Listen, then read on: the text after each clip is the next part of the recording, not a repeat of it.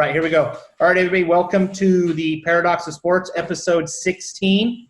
We took a little break. We thought it was going to be 2 weeks. We made it 1 week just because we got interviews stacking up, and sports are back. So, Jack, how you been? I've been feeling good. How are you? We're doing well. We're going to do something a little different here starting this next. We're kind of calling it season 2. We're going to keep them going in sequential order, but we're going to recognize some folks that are helping. Sports are back, and that's not just the pros, but that's the youth leagues and stuff. And there are some sponsors that are stepping up, and they're helping out. So we're going to highlight some of those. I know for you, Jack, you got Creo, Colorado Auto Detailing, and really, if which you're going to get there, Jack, it'll be a few years. But if you got a car and you're planning on keeping it for 2 years or longer, you want to give them a call and ask them about their ceramic coating. Not only does it give your vehicle the ultimate protection, it will give it a shine that lasts, and you will never have to worry about waxing your car again. That's Creo, Colorado Auto Detailing. You can find them on Facebook or give them a call, 719-688-9427. Okay, so let's talk some baseball. Tell me about your past weekend. How did that go? Oh, I actually went really well. This time we won both games. And both of them, the first one was an 18-2 win. The other was 17-1. Oh, I would say you won. You did pretty well. So I saw the video where you were pitching. How would you rate your performance on the mound? Probably a 9.4. That's a big number. There's not a lot of room for improvement. Why so high? I don't know. Because I only threw 14 pitches in the one inning I pitched, and I struck out three people in a row. Well, you can't do any better than that. 3 up, 3 down, 3 Ks. Okay, now do you remember, did you strike them out looking, or were they swinging on that third strike? Can you remember back to that? I really can't. That's okay, as long as you got the Ks. So, okay, first of all, who was your catcher? Who's catching the game for you? Either Josiah, who's a really good catcher at staying with the ball and getting a throw down. He's probably our overall top catcher. And then we've got Sam, whose probably top thing is his pitch framing ability, and that's off the charts. Nice. So are you working on learning like the art of pitching a game? Like, who's calling your pitches? Or are you guys, do you got someone calling them, or your catchers calling them? Are they getting signals from the dugout, or are you just throwing what you want in certain situations? So last year we were my coach was giving the signs to the catcher, and the catcher would give the signs to the pitcher. This year, and it's usually a fastball down the middle, but sometimes it could go up, it can go down, or we could do like a pickoff sign. Gotcha. So you're learning now. You're working in like the art of pitching a game. So now, do you know whether the kid coming up to bat is the cleanup hitter or the 7 hitter? Like, are you paying attention to which kid's up there in the box? No, not really. I'm just throwing what he gives me in. Gotcha. So you're more worried about executing the pitches that are called. Yes. There's nothing wrong with that. Okay, so what about when you were hitting? How did it go at the plate? I got one hit. I believe I walked like 3 or 4 times, and I got hit.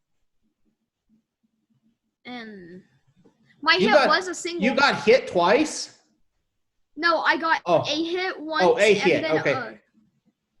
And then I walked 3 or 4 times, and so my hit was a single. But when he tried to throw it home, I ran for 2. So I'm not. But on Game Changer, my mom counted it as a double because she didn't know how to score like the single, and Yeah, the single, then you advance on the air and all that. Yeah. Baseball's complicated. I'll be honest, I haven't kept a book in a while. I don't know if I could keep a baseball book or not, but that's a lot of times like you just got to go to Google on your phone and have it kind of tell you what the rules are. So now what about moving forward here? How long till we're in a game again? I'm not sure. Okay. I think you're on a little bit of a break. I think your old man was saying you guys moved a game, and Yeah. so now you're just doing practices. Yeah, but we finally got our schedules released and looking like we've got a game probably next week. If Okay. not this week. Nice. Well, that'll be cool. We'll keep on Matt and Adrian there to get us a little video that we can post on some stuff too. So we do got a big interview. We're sticking with baseball tonight. We got a big interview with a guy that has a World Series ring, and a lot of Rockies fans are going to recognize. But before we get too much into that, talking about being recognized here in the last couple of weeks, you have been interviewed. You had an article in the Chieftain, and then most recently, KKTV did the story on the podcast. So first of all, has anyone recognized you? Has anyone brought it up to you when they've seen you at baseball and stuff? Oh, yeah. Lots of people have recognized me. How is the reception? Is it good or bad, or what's it like? Great reception. It's they're more recognizing me about what was on the news, I believe. And a lot of people, like a bit more than somebody usually will get. So I'm a bit lucky. Nice. Well, which did you enjoy more, the newspaper or the television? Like which the actual process of the interview? Did you like the TV setup and take out the pretty lady out of it? But between the two, which did you like better? Still I would like the TV. Like the pretty lady. You like the pretty lady interview better. No, what I liked about it is like how they like set it up, and I got good content from her. There were good questions that were asked, and I showed them around my room.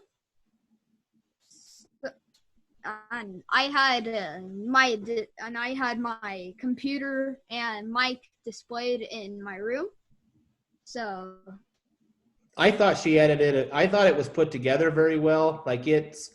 I thought she did a very good job. So I guess I'm going to assume it was her. I don't know who edits their stuff. If she just is asking the question. Richie's the one that did all the editing. Yeah. Richie did a phenomenal job. Guy. Nice. So he did a really good job. So that was cool to see, and I'm glad you're getting recognized a little bit around town. Hopefully that continues. So before we get into our interview, we spoke at the start of the show on highlighting some of the folks that are supporting the youth baseball in Pueblo. Have your car buying experiences felt like pulling teeth? At Big Daddy's Auto, you can drive home happy today. Big Daddy's Auto, located on the corner of Thatcher and Acero, or find us on the web at bigdaddysautopueblo.com. Man, these businesses, they need you to support them. So the fact that they're still stepping up and helping Jack and his buddies get out there and have a field to use and uniforms to wear and stuff, that's really cool. So, Jack, without further ado, you want to go ahead and introduce tonight's guest. Introducing former World Series champion, or whatever you call it. I'm not even sure. Former Rocky, Matt Holliday. Yeah, thanks for having me on. Appreciate it. Yeah, no problem. As we always do, we're going to go ahead and we'll toss it to our boy Jack, and he'll get things started. Sounds good. All right. Let me pull up my first question. I'm trying to hold on just a sec. All right. When you grew up in Stillwater, Oklahoma, you were a great Gatorade Player of the Year in football and baseball. How did you juggle the responsibilities of playing both sports? Well, in high school I played basketball, baseball, and football until my senior year, where I just played football and baseball. But I just loved playing sports growing up. As a kid, I played, as much sports as I could, and enjoyed competing and playing all those things. And so, yeah, I just, felt like God gave me some ability to play those sports, and was pretty good at them, and played them right through high school. And then ultimately had to make a decision on whether I wanted to be a baseball player or try football or both in college. And the Rockies gave me a great opportunity to play pro baseball, and it was hard to turn down. So ended up signing with the Rockies and ended up having a good career. And so that's how it ended up going. Going back to your younger days. In football, you were required to play quarterback for both teams. In baseball, every 3 of your home runs were credited as 1. Who came up with these rules and why? Say again. Sorry, I couldn't hear you on that one. No, he was asking about when you're in your youth sports that we're going off a little of the Wikipedia stuff, that you had to play quarterback on both teams in youth football. And then in baseball, you had to hit 3 home runs for it to count as a run. Are those true? No, I don't know. I don't know where that. Okay, well, yeah, we saw that on your Wikipedia page, and we had Vicky Guerrero on last week from the WWE, and she said that you want to ask the questions you see on there sometimes, but it's not going to be true. So when we read those today, we were trying to figure out if that was right or not. Yeah, I thought that's what he said, and I was thinking, no, I didn't have to do any of that. So. I did, in Oklahoma, I was always over the weight limit in 6th and 7th grade to play quarterback. So I had to play line until I got to the 8th grade. And then once I got to the 8th grade, I could start playing quarterback. But I never had any of those rules. So I don't know who messes with Wikipedia or who does that, but those are false. Well, that's what we were going with, because I had a lot of questions in, because the three home runs to get a run, I didn't know how that would affect. That would mess gambling up big time in Stillwater youth sports. So I didn't know or what you're doing with the runners on base. So good, we can get that. We can mark that one off there. Yeah, you can cross that one off. Okay, what's next, Jack? When you were drafted in the 7th round of the 1998 MLB draft, what went through your mind that day when you got the call from the Rockies? Well, honestly, going up to until that draft, I had been to a lot of pre-draft camps and kind of been talking to a lot of different teams. And I had thought that I was going to be drafted in the 1st, maybe the 2nd round at the latest, and actually had a deal kind of worked out with the Pittsburgh Pirates at the time, and they ended up drafting another guy. And people thought that I wanted to play football, and it was going to be a decision where I wanted to go to college and play football instead of signing. So I ended up lasting until the 7th round when the Rockies picked me. And to be honest, it was kind of a big disappointment. I thought, like I said, I was going to be a higher pick. It took me a while to kind of get over that, and then realize that, I still had a great opportunity with the Rockies. And they ended up treating me more like a 2nd round pick than a 7th round pick as far as the finances they invested in me. So the draft day probably wasn't as exciting as I had hoped. Come a couple days later, I got excited about the potential chance of playing for the Rockies, and ended up signing with them, and was really grateful. But I was a little bit stressed out and upset with how that all played out. Is that something where you're letting them know that you're going to play baseball? Like, how does that sucks, because that's the business aspect of it right in your face right off the bat. So yeah, back then it was different. Like, they do a lot more signability and they talk to you a lot more nowadays. But back then they just kind of assumed, since I had signed a football scholarship at Oklahoma State, that I was going to play football, and that it was going to take a huge number to get me to give up that option, which I actually had a reasonable number with the Pirates in the first round, and thought that was going to work out. I went to Pittsburgh and worked out for them before the draft, and we had a number, and it was all kind of worked out. And then I guess at the last minute, the owner and the GM decided they were going to take a pitcher, and they called in the 2nd round and offered me basically a third of what we had agreed upon in the 1st round. And it was just kind of a mess. And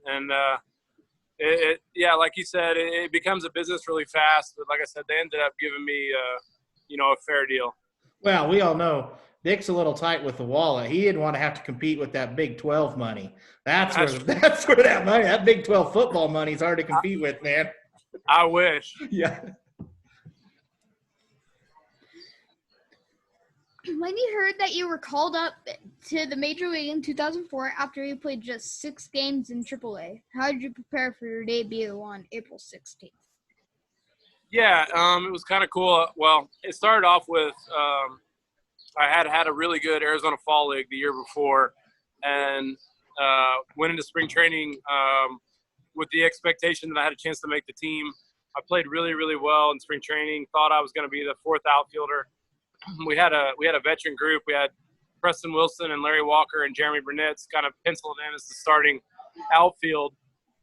And I thought I had played well enough to be the 4th outfielder. They ended up giving that spot to somebody else, and I was headed to AAA. And that was hard. That was hard because I thought I'd made the team. I had a great spring and got sent to AAA. Got to AAA. Only, like you said, only played 6 games, and then I think Preston Wilson had to have a knee scope, and they called me up 6 days into the AAA season, and the excitement of getting a chance to play and getting a chance to be called up to the major leagues as a kid growing up, dreaming of playing Major League Baseball, and to have that come true was so exciting, and couldn't wait to get there. And I was actually in Memphis, and I had to fly back to Colorado to try to make it in time for the game the next day. I showed up about game time. I wasn't in the lineup. I actually was ready to pinch hit, didn't get into that game. And we flew to St. Louis the next day, and I ended up starting, I think, the next game again in St. Louis, and made my Major League debut in St. Louis, and ended up, I think in the 3rd game, I was 0 for 6 going into the 3rd game, and starting to get concerned that I was going to get sent back down if I didn't get a hit soon. And ended up getting 3 hits that 3rd game, and kind of went on a tear from there.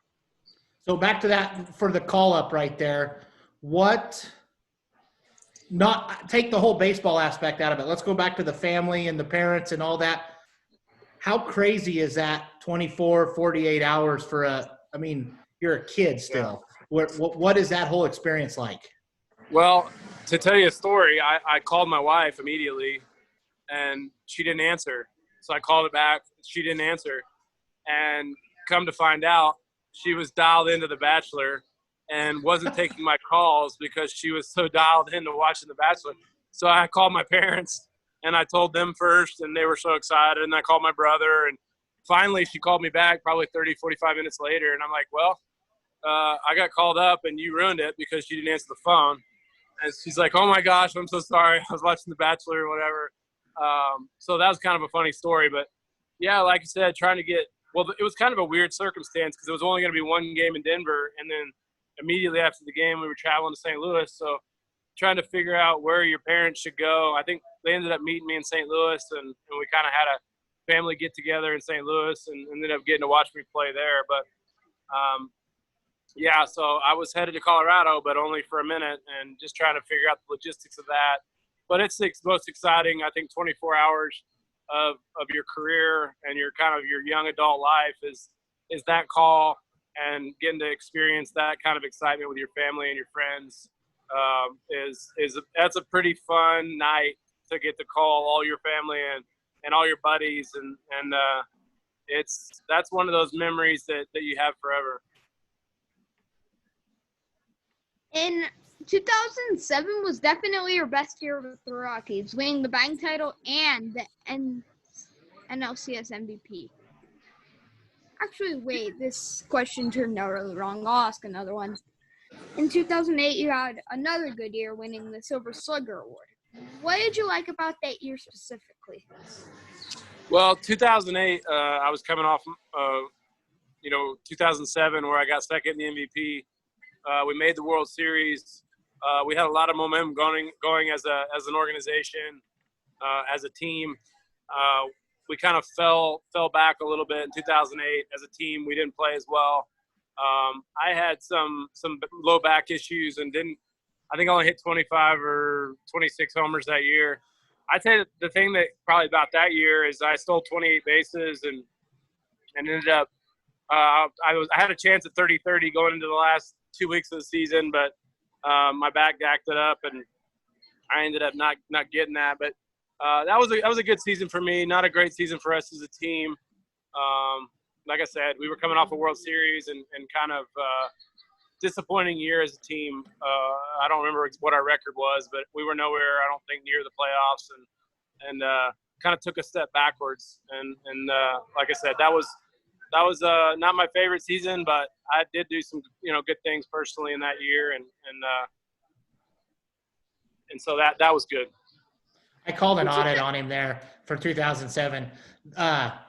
The 2007, it's probably, is there one question that you get sick of answering that comes from that year? Because that's what I audibled out of. So I was like, no, we're not going to ask him that question. So do you have any idea what that question was?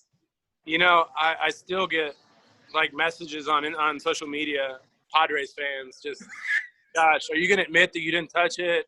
Are you going to blah, blah, blah? I'm like, man, y'all need to move on. Y'all need to win this year and have a good season. The Padres need to do something good so that those fans can kind of turn the page on something that happened, 13 years ago. And so, yeah, I know the question. I get it. Even my last year in 2018 when we went to play the Padres, I still would get grief from the left field fans about touching home plate, which my thing is take it up with Tim McClellan. I didn't call myself safe, Take it up with the umpire. I'm not sure you knew where you were right there when it happened. Yeah, so. And, that's why I wish Tim McClellan had a Twitter so those San Diego fans could run their complaints up with him. See, Jack, I told you that one would fire him up right there. So. Yeah, that's why I tried to avoid asking that one. In 2009, you were traded to the A's. You were coached personally by Mark McGwire. What was it like with him, an amazing power hitter? Yeah, Mark was great. Mark, I ended up getting a chance to work with him in the offseason a little bit with some other guys in California. And then I ended up having him in St. Louis as my hitting coach. Mark is a great guy. He knows a lot about hitting, about the approach. He helped me a lot about what to look for from pitchers and having a good approach at the plate. But yeah, it was pretty cool, to get a chance to be coached by, one of the most prolific power hitters in the history of baseball. When did you go from being just like the most athletic kid out there for your hitting ability to actually learning to be a good hitter? Like when did that kind of happen? Well, I didn't do that well in the first few years in the minor leagues. I was still kind of an athlete trying to figure it out. But my brother, who now is the head coach at Oklahoma State, was still playing and kind of about to get into coaching. And we spent one off season working out, hitting together every day. And we had some drills that he wanted me to do. And I'd say the off season between 2003 and 2004 is really when the light sort of came on for me about what it would take to have the good swing and to be able to hit consistently at a high level. And so I'd say right before that off season, before I made my major league debut, is when I started to understand things a little bit clearer and sort of took the next step into becoming a good hitter. So later that year, you were traded to the Cardinals. What was it like playing with Pujols and other stars like him? Yeah, Albert's great. Obviously, he was kind of in the middle of one of the greatest offensive 10-year runs in the history of baseball. And he's a great man. Enjoyed watching him. I got a lot of opportunities to drive in runs because seemingly every opportunity when he came up to bat, if there was anybody anywhere near home plate, he was getting walked and they were pitching to me. So I got a chance to bat behind him. I saw greatness up close. Got a chance to know him and become friends with him. And he's obviously a Hall of Famer and one of the greatest hitters of all time. Later, 2011 to 2013 were 3 great years for the Cards, winning 3 consecutive NLC titles and a World Series. How did you feel the day you won the World Series? Yeah, that was a pretty awesome feeling. Obviously, you get a chance to win the World Series. We came from behind. We were down, in Game 6 and won Game 6 and Game 7. But, to accomplish something like that as a team was, every kid's dream. You kind of dream about getting a chance to play in the World Series and then ultimately winning a World Series and having a World Series ring. And getting a chance to play in 3 World Series in my career, not many guys get that chance. And so I'm grateful for that. In 2004, you won your 5th NLC and accomplished many milestones, including 400 doubles, 1,000 RBIs, and 1,000 runs. What were you expecting for your remainder of your pro baseball career after 2014? Well, I think to me, I was always playing the game the right way. If I showed up every day and put the work in and played the game hard and was healthy and was on the field, then the numbers would come. And I never really thought about the numbers. And you really don't really even think about them until you're done and people bring them to your attention. And you start to look at them and the longevity of getting a chance to play for almost 15 years. I'm proud of the career I had. I'm proud of the work ethic and that I did everything I could to get my talent out and to be able to accumulate those kind of statistics is something that, like I said, I'm grateful for and thankful that I got a chance to play that long.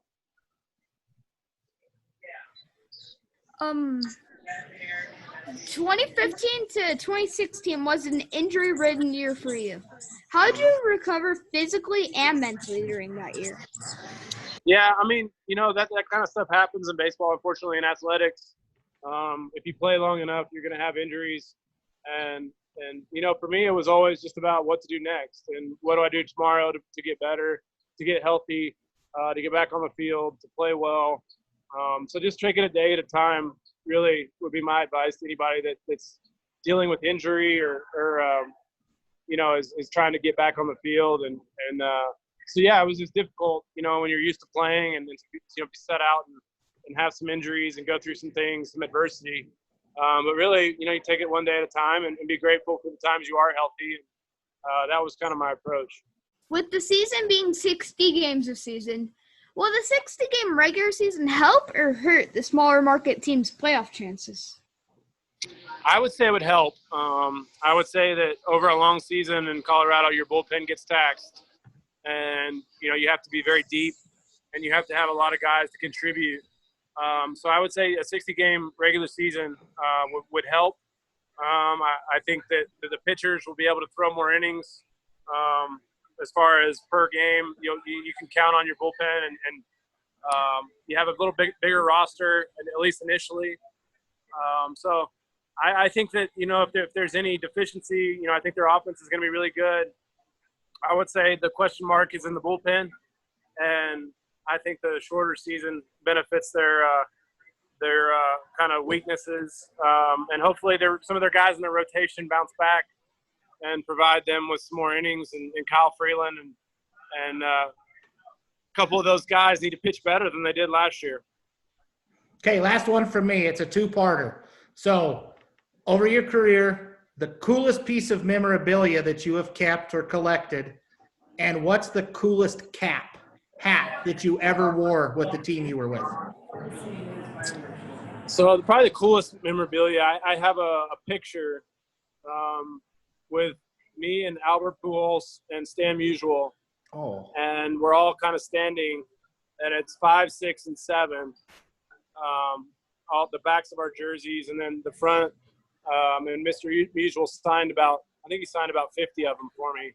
And Albert signed, and we all signed each other, I think, about 50 of those. So I have really cool pictures of me, Albert, and Mr. Musial that I think is a really cool piece of memorabilia. I have a lot of stuff. I have a lot of shoes. I collected cleats from a lot of guys. I'm a big shoe guy. So, and then you said hats? Yeah, what's the coolest hat you wore of your whole baseball career? What's like the coolest cap you ever wore for a team? I used to love when they would do the military, kind of the military day. I got one on. I got your Rockies one on right here. Yeah, so I would say that one would have to be, there was some cool ones with St. Louis.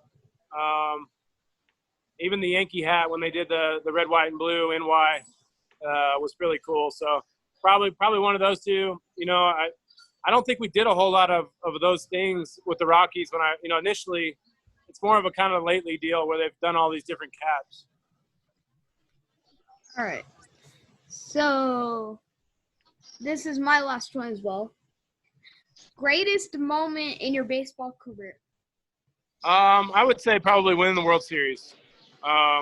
We won the World Series, and you get a chance to do that as a kid. You dream of playing and winning the World Series. So I had a lot of great ones that I'm grateful for. I hit a home run in an All-Star game, but I would say that one.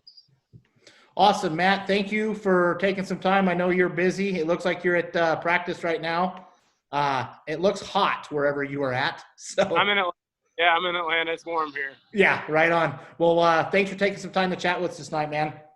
No problem. Thank you, guys. Yep, thank you. Thank you. Well, once again, we want to thank Matt Holliday. That was cool of him. He was at, like he said, he was at some event in Atlanta, and they were working, and it looked hot and sticky and miserable, which it normally does in the South 9 months out of the year. But that was cool for him to sit and talk to us a little bit about what we can expect from the Rockies. So, again, we talked about earlier, we're highlighting some of the sponsors that have helped Jack and his buddies get on the field. So take a look at this here. We'll come back and close the show. Have a newer truck that sits low in the front? Let Prigmore's Alignment set it level for you. We're your rough country suspension dealer and carry most kits right in stock. We can level your truck, reset alignment angles, recalibrate the computer system, even your onboard camera system without voiding your factory warranty. We do all types of suspension and steering repair, differential gear changes, and yes, we even do brakes. We have the most advanced equipment available and are one of the best alignment facilities in Southern Colorado. Prigmore's Alignment Service. Call or stop by today. All right, again, thank you to the folks at Prigmore's Alignment Service for helping everything out. So a couple of things, Jack, as baseball's getting going, since MLB has got back and started, have you watched any of the games? Yeah, I've watched a lot. I've watched that one blowout win by the Braves over the Mets. What have you noticed? Have you watched a game that had the computer-generated fans in the crowd? Have you watched one of those yet? Yeah, like the crowd noise, and they've got like the people in the stands from cardboard. Yep. The cardboard people in the stands. What do you think about that? Are you yay or nay? Does it take away the experience from you any or anything like that? No. With that, it actually feels like a normal game.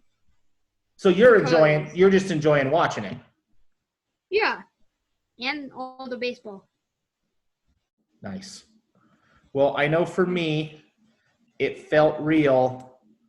I believe it was that second Rockies game that Saturday when Wade Davis almost blew the save. We were out at the lake listening on the radio, and that's when I knew that baseball was back. Now, I honestly thought he was going to blow it.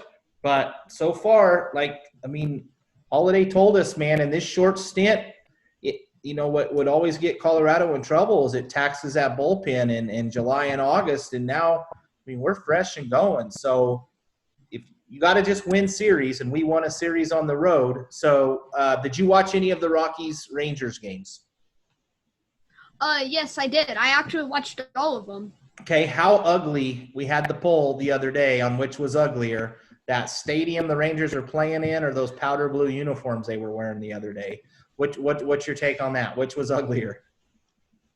Probably the uniforms. In my opinion, the field was actually pretty cool because the distance from the plate to the walls was based on Rangers legends, and it was and the new stadium actually looked pretty well done.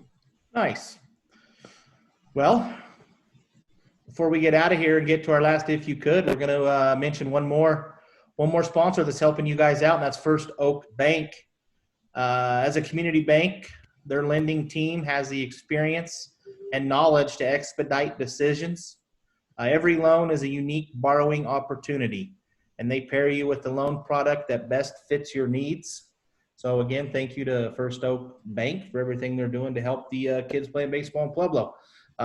Stuff you'll get into when you're older, Jack. Some cars, some alignments, some loans, all stuff you don't have to worry about now. So last segment, or if you could, which I haven't even told you, I don't think what we're doing this week, so I'm taking you off guard here. If you could choose one sporting event to attend this next week, baseball's fired up, you got your wrestling, you got hockey starting. If you could attend one sporting event this next coming week, which one would you go to? Wait, did you say that basketball was starting up? Well, the basketball's getting going. The NBA's going. I think they start Wednesday. You have hockey starting, and then you're wrestling. So NASCAR. I know you're not going to pick NASCAR. That's going. So maybe some pro golf. But if you in the next week of all the stuff that's playing, if you could go to one of those sporting events, what would you go to? I'd probably go to Rockies baseball. I got to be honest. I tend to agree with you. So why the Rockies? I don't know, because basketball, it's not gonna be the same with it's just gonna be baseball played at a different area, and then hockey will be played in. Is it Toronto or Edmonton? This sounds terrible for me to say this, dude. I don't know which. I think the Rockies. I think the Avs are in Toronto, but because I thought it was weird they went to an East Coast city with the West Coast teams. But I might have just made it. We'll have to fact check that. I might have made that up in my head. But yeah, I would say if you are going to watch hockey, I do think it would be cool to watch hockey in Canada because they really like their hockey up there. So yeah, you know what? Put me down for hockey. This week, if we find a genie in a bottle, Jack's going to a Rockies game. I'm going to an Avs game. I'd actually maybe also go to a hockey game because I would love to go to a different country. Yeah, Canada's it's kind of a different country. They talk a little different. Exactly. Yeah, the anthem's a little different. So yeah. Ooh, yeah, the French Canadians, those are the worst ones. So, but cool. Well, man, we'll wrap it on that. I know you got to get off. You got practice tonight. So, thanks. Good job. And we got sports to watch. So we'll get back together next week and talk a little bit of NBA, NHL, and MLB. All right. Cool. Thanks, Jack. Thanks. Bye. Later.